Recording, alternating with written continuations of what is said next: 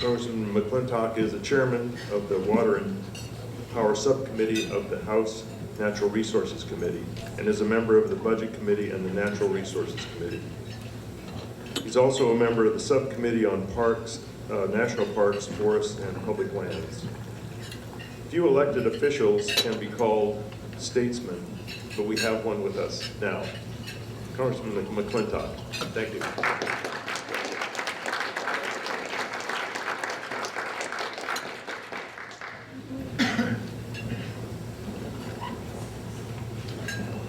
Well, folks, thank you very much, and I especially, Ken, want to thank you and the Auburn Dam Council for organizing this event today. For 40 years, the Auburn Dam has been obstructed by the environmental left, while every year the need for it becomes more and more obvious, and all the more desperate as our water, power, flood control, and economic needs grow. That's why, despite 40 years of delay in assembling by dam opponents, the project continues to command the attention and enthusiasm of those who truly understand how critical the need's becoming. And in that sense, I think time is on our side. The public's slowly awakening to the enormous economic and environmental damage that the environmental left has done to our forests and our watersheds and our habitats by its policy of benign neglect. Now I think we're starting to get back to some sensible and self-evident truths that were discarded over the past few decades, but that are being rediscovered by this generation. Let me just pose a few of them with you right now. Self-evident truth number one: more water is better than less water. Do I have any argument on that point? I know it seems like it's stating the obvious, but there's a significant body of opinion today that argues, oh no, water is finite, we're running out, and we must look to conservation as the key to the future. In short, instead of aiming for water abundance, we must consign ourselves to the assertion that we've run out of water and we must instead scrimp and save and ration the remaining supply. Well, the simple fact of the matter is that fresh water is not in short supply. We live on a planet in which water is not only in abundance, but it is in superabundance. Every day, natural processes manufacture 45,000 gallons of fresh water every day for every man, woman, and child on this planet, and it does so for free. 45,000 gallons of fresh water per person per day. Water is not in short supply. Yet there are some who predicate the bulk of our water policy on conservation. We hear from them the sophistry that conservation is the least expensive way of adding to the water supply. But that is precisely the point. Conservation doesn't add supply. It does exactly the opposite. It manages shortage. And if conservation is really the least expensive way of managing shortage, it doesn't need to be mandated, does it? The point at which conservation becomes economically preferable is the point when a water user decides he can actually save money doing it. The more expensive the water, the more expensive is the alternative he's willing to employ. Which brings me to self-evident truth number two. Radical notion, but cheaper water is better than more expensive water. Any argument on that point? If we agree on this, then it naturally follows that before we employ more expensive sources of water, like desalination and recycling, we should first be sure we've exhausted the less expensive alternatives, like storing a little more of that 45,000 gallons per person per day that nature produces for free. And that's the nub of the problem that brings us to our third self-evident water truth. Water is unevenly distributed over both time and distance. We want to have plenty of water in dry periods. We have to store it in wet ones. We want to have plenty of water in dry regions. We have to move it from wet ones. Our problem's not supply, it is distribution. That is why we build dams and aqueducts. Which brings us to self-evident truth number four. That is that we don't need to build dams and aqueducts if our goal is to let our water run into the ocean. Water tends to run downhill very nicely on its own and doesn't require our help to do so. The reason we build dams and aqueducts and reservoirs and canals is so that all the water doesn't run into the ocean, but rather is retained and distributed where it will do the most good. We can tell where it will do the most good by its relative economic value, which brings us to self-evident truth number 5. Water is valuable, which allows the market to assign a price to it that can account for this scarcity, availability, storage, transportation, demand, and substitution costs. Now, do I have everybody so far? Well, if so, then an important question arises. If these truths are valid and self-evident, then why aren't we proceeding with a water policy that is in concert with them? Now, during my time chairing the Water and Power Subcommittee, I've heard only 2 reasons to ignore these self-evident water truths. The first is environmental. It's argued that dams and reservoirs, pumps and aqueducts are detrimental to the environment. They destroy sensitive habitats and drive the species that depend on them to extinction. And these are, of course, valid concerns. But the question they raise is one of rational abundance, and I submit to you that it does not constitute rational balance, not only to oppose all new dams, but also to insist on tearing down existing ones. That movement long ago crossed the boundary between self-evident truth and self-delusional ideological extremism. The fact is that a properly maintained system of dams tames the environmentally devastating cycle of floods and droughts that plague riparian habitats since time began. Species went extinct quite regularly long before mankind intervened in these water systems, precisely because of the brutal, unforgiving, and catastrophic vicissitudes of Mother Nature. Indeed, our water projects have protected habitats from the extremes of being washed away in flood years or being baked dry in droughts. They assured dependable year-round water flows in wet and dry years, while their clean hydroelectric generation supplanted countless billions of tons of fossil fuel emissions. Of course, there's no denying that these projects disrupt fish migrations. They make upstream spawning grounds inaccessible. They kill a small percentage of the populations that are drawn into the pumps. For this reason, the Endangered Species Act and other environmental laws were passed to assure that water projects do not adversely affect native fish populations. That's fair enough. Our objective should be large and thriving populations of every native species. But if that's our objective, why can't it be achieved through captive breeding programs like fish hatcheries? One of the most extreme movements I've observed lately is an effort to destroy 4 perfectly good hydroelectric dams on the Klamath River at the cost of about $500 million of public funds and countless millions of dollars of higher ratepayer bills, all in the name of saving the salmon. When I first visited the region, I was told the salmon population in the Klamath was down to just a few hundred. I asked, well, why doesn't somebody build a fish hatchery? I was informed somebody did build a fish hatchery at the Iron Gate Dam. It produces 5 million salmon smolts every year. 17,000 return as fully grown adults to spawn every year, but they're not included in the population count. And then to add insult to insanity, when they destroy the Iron Gate Dam, the Iron Gate fish hatchery goes with it. And then there is a catastrophic decline of salmon on the Klamath. We're told that hatchery fish aren't the same as fish born in the wild. And yet the fact is the only difference between a hatchery fish and a wild-born fish is the difference between a baby that's born at the hospital and a baby that's born at home. The same generic variables are at work in the breeding, and the same laws of natural selection are at work when they're released into the wild. And except for the markings on the hatchery fish, there is no way to tell them apart genetically or by any other means. I've come to believe that the single greatest impediment to economically, efficiently, and rapidly meeting the water needs of our generation is the irrational exclusion of captive breeding programs for meeting the requirements of the Endangered Species Act. Fish hatcheries are often a fraction of the cost of the immensely expensive water diversions and engineering costs otherwise imposed by the ESA, and they bring back within financial reach the projects that are essential to meeting the water needs of this generation as well as the next. This year, I think we'll develop and move such a bill, allowing water projects to incorporate fish hatcheries as mitigation measures to meet ESA compliance. The second reason I hear from dam opponents to ignore these self-evident truths is financing. In an era of limited government resources and a stagnant economy, financing major water projects just isn't feasible, or so I'm told.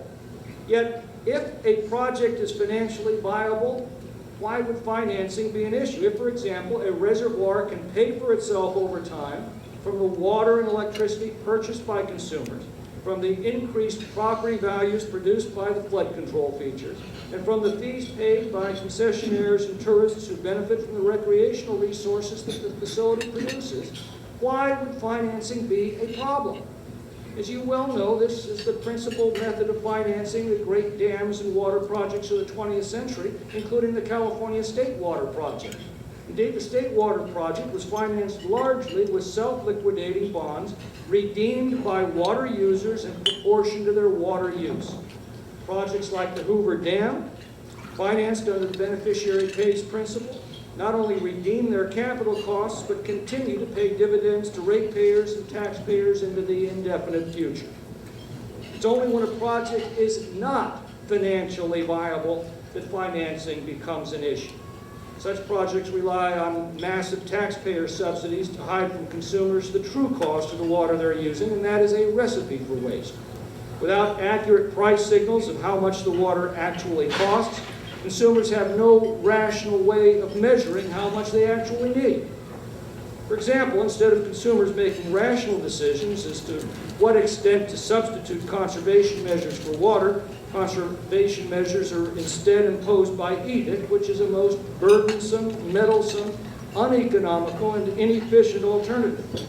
It's either that or massive taxpayer subsidies are used to hide the true cost of such astronomically expensive processes as desalination, giving ratepayers the illusion of cheap water by hiding the true cost in their tax bills. I believe that it's just a matter of time before these self-evident truths reassert themselves in this generation. It's now bearing the costs of this policy of benign neglect imposed by the environmental left. And the first sign of that change in opinion, I think, will be the Auburn Dam. At the same time, our governor has promised to make water a top priority. His State Water Resources Control Board remains the most immediate obstacle to completing the most viable major water project in California. This dam's been stalled for nearly 40 years by inexhaustible waves of litigation and political wrangling and changing regulations.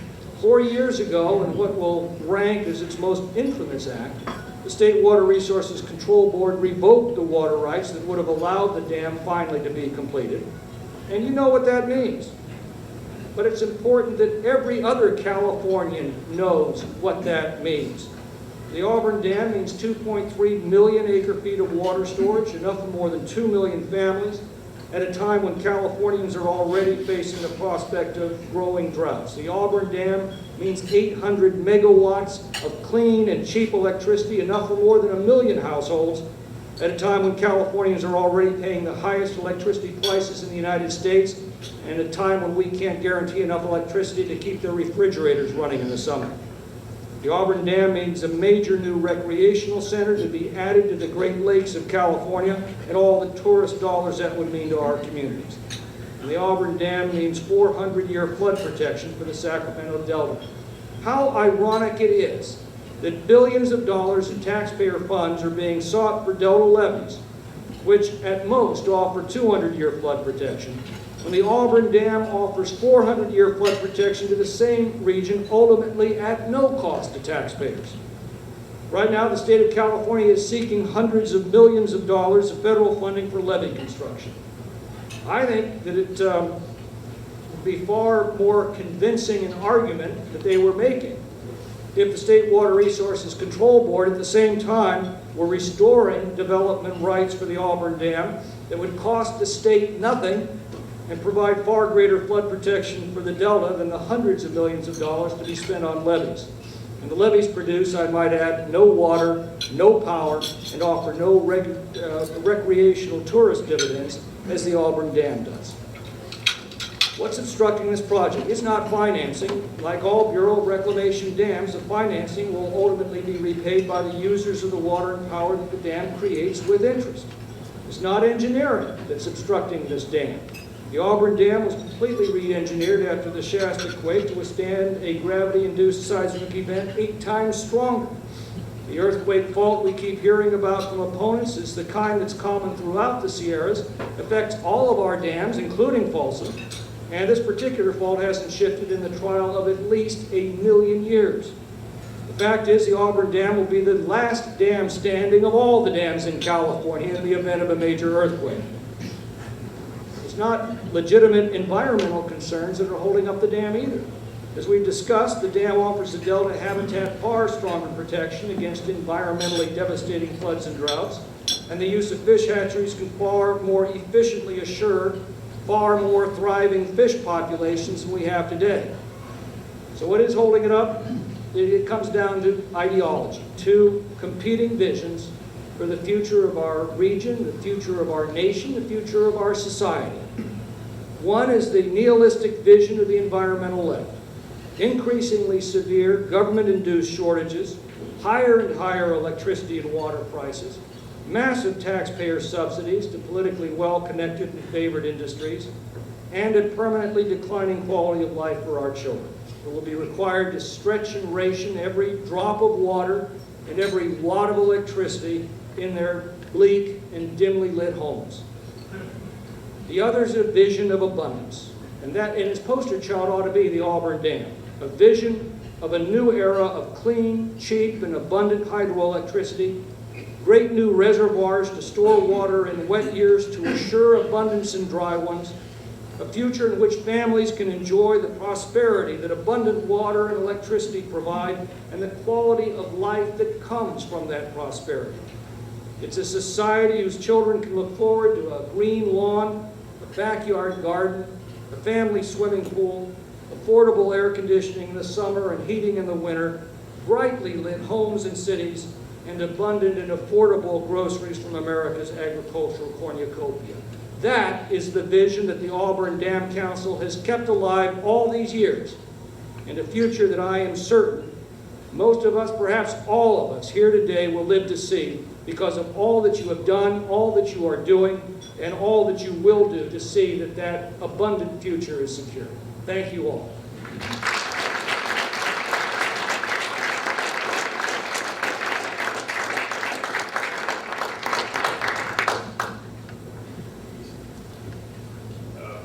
We have time for some questions. We're about 5 minutes ahead, so go ahead. Does anybody have any questions for the Congressman? Ross? Carl wanted to Yes. Congressman, as you are well aware of, as of today, the state of California decided to go ahead with $989 million towards an unbelievable rail system. What could happen if we could convince the right people to put the same money on improving our water delivery system versus a train system that no one benefits other than the few that would ride it, but everyone in California and other states need our water? What could we do to convince those that are writing these checks? Raise hell. I mean, you know, what I agree. we've seen with the high-speed rail is a massive shift of public opinion, by the way. So, I mean, that is going on. I fought this thing 10, 15 years ago when I was vice chairman of the Assembly Transportation Committee and later vice chairman of the Senate Transportation Committee. You could see at the time, it was one of the most ridiculous wastes of money in a long litany of ridiculous wastes of money that we've seen in transportation projects. But we laugh about this, but for the same dollar, we could be getting 10 times the capacity simply by putting that into highways. This project now is what, estimated at $90 billion? I think that's the current cost. 989, almost $1 billion. Well, no, that's this installment. The entire It could be project together, I believe, is estimated to be about 90 billion. Every $1 billion you can talk about on the state level is about $100 from an average family. So you can do the math on that, all for a train that will get you from Los Angeles to San Francisco in 2 hours longer than it takes to fly there.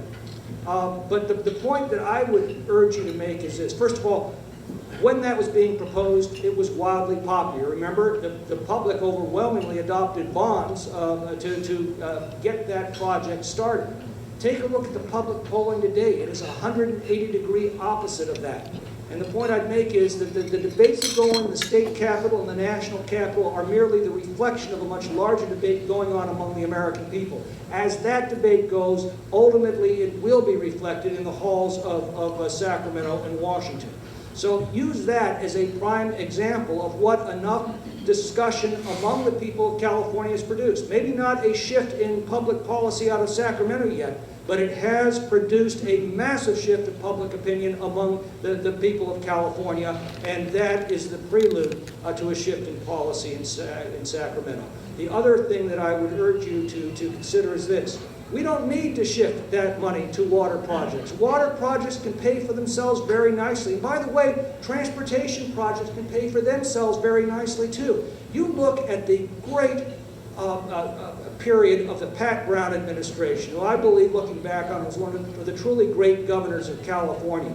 Some of the credit belongs to his predecessor, Goodwin Knight, who set in motion the plans for the state highway system, the state water project, but it was Pat Brown who carried them out expertly. You recall at the end of the Pat Brown administration, after the state water project had been completed, after we had seen this renaissance of it, the California highway system became the envy of the world. Massive expansion of the state university system. We were at the time offering a free university education to every Californian who wanted one. Remember, after doing all of that, what was the debt service of the debt service ratio of the state of California? In other words, what was the ratio of debt payments to revenues? It was 2.2%. It's up around 6 or 7% now, last time I looked.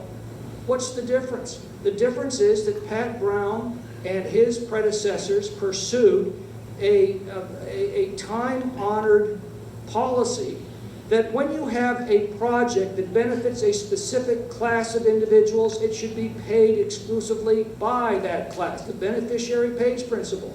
In those days, the public didn't pay for the highway system. That wasn't funded from general revenues. That was funded specifically and solely by the users of the highways in proportion to their use as they paid a gasoline tax. That tax went into a special protected fund that was used only for our highway construction, and by that means our highways kept pace with the growing demand for them by the traveling public. In the last 20 years, those funds have been bled off for a variety of purposes unrelated to our highways, and now we have the spectacle of paying one of the highest highest gasoline taxes in the country, and yet being at the very bottom in our per capita spending for our roads. Same thing is true of water projects. Our water projects don't need to be subsidized by the taxpayers. If they need to be subsidized by the taxpayers, then maybe that's just nature's way of telling us they're not a good idea. They ought to be financed, again, through the beneficiary pays principle. The consumers of the product of these projects, water, power, flood control protection, recreation, should pay for those projects. And they do. That's how we finance the Hoover Dam. That's how we finance all of the great infrastructure of the 20th century. It's when we have veered away from these sound principles of public finance that we have watched the collapse of our infrastructure. At the same time, we are paying record amounts for these services. Look at the Burns-Porter Act. When it was adopted, it was $1.75 billion. That's what built the state water project. That's what built the California aqueduct. That's what built the Oroville Dam and several of the others. $1.75 billion. You do the inflation adjustment, that's about $12.5 billion in today's money. Well, $12.5 billion is what we've spent in water bonds, general obligation bonds, over the past 10 years or so, which entitles us to ask, okay, for that amount of money, where is our state water project? The fact is, it was all frittered away on things like subsidizing desalination and recycling and all these other, local projects that did not significantly add to the water supply of California. We've just got to get back to some rational policy here. And the only people that can insist on it are the people who are actually casting the votes. And the only way we're going to get them to insist on it is to be sure that they're properly educated the next time they go casting the votes, which means we've all got to get out onto our blogs, we've got to be talking to our co-workers, our friends, our family about these issues because they really are the future of our civilization. We have one more question here. Do you have a question? Oh, go ahead, go ahead. Okay. Otherwise, we probably should get back on schedule. That was very appropriate for the format. Thank you, Ken. Thank you all.